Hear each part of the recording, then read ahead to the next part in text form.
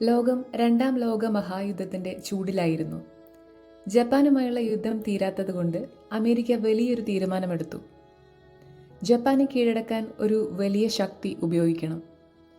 അമേരിക്കയിലെ ശാസ്ത്രജ്ഞർ Manhattan project എന്ന രഹസ്യ പദ്ധതിയിൽ ചേർന്ന് കനത്തൊരു ആയുധമുണ്ടാക്കി. അതായിരുന്നു ആണവ ബോംബ്. അതിൻ്റെ ശക്തിയിൽ ഒരു നഗരം മുഴുവൻ നിമിഷങ്ങൾക്കുള്ളിൽ ഇല്ലാതാകുമെന്ന് അവർ കണ്ടറിഞ്ഞു. 1945 ഓഗസ്റ്റ് 6-ാം തീയതി രാവിലെ 8:15 ഒരു ചെറുനഗരം. സാധാരണക്കാരായ മനുഷ്യർ. കുട്ടികൾ സ്കൂളുകളിലേക്ക് പോകുന്നു. സ്ത്രീകൾ പച്ചക്കറി വാങ്ങാൻ ഇറങ്ങുന്നു. പച്ചപ്പുള്ള തെരുവുകൾ. ആകാശത്ത് നിന്നും ഒറ്റ വിമാനം, ഒറ്റ ബോംബ്.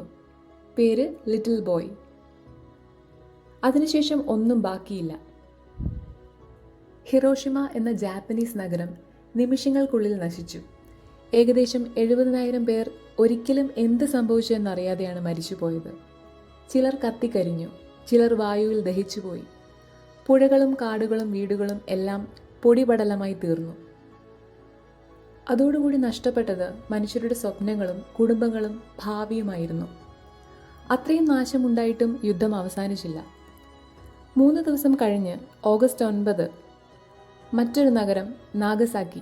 വീണ്ടും ആകാശത്തിലൊരു വിമാനം. ഈ തവണത്തെ ബോംബിൻ്റെ പേര് ഫാറ്റ്മാൻ.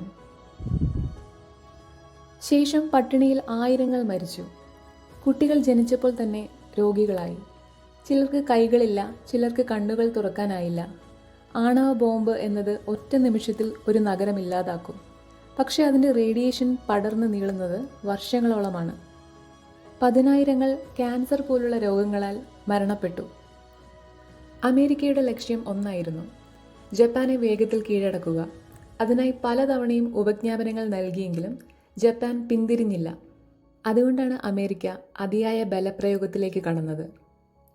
ആണവ ബോംബിൻ്റെ നാശം കണ്ട് ജപ്പാൻ ഒടുവിൽ ഓഗസ്റ്റ് 15 കീഴടങ്ങി. രണ്ടാം ലോക മഹായുദ്ധം അവിടെ അവസാനിച്ചു. യുദ്ധം അവസാനിപ്പിക്കുകയായിരുന്നു ലക്ഷ്യം. പക്ഷെ അതിൻ്റെ വിലയായിരുന്നു മനുഷ്യജീവിതം, തലമുറകളിലെ വേദന, ഇന്നും നിലനിൽക്കുന്ന അന്തരീക്ഷ മലിനത. വിജയം നേടിയെങ്കിലും മനുഷ്യത്വം ഒരു ഭാഗത്ത് തോറ്റു. ഇതായിരുന്നു ആ കഥയുടെ ദുഃഖകരമായ അവസാന കുറിപ്പ്.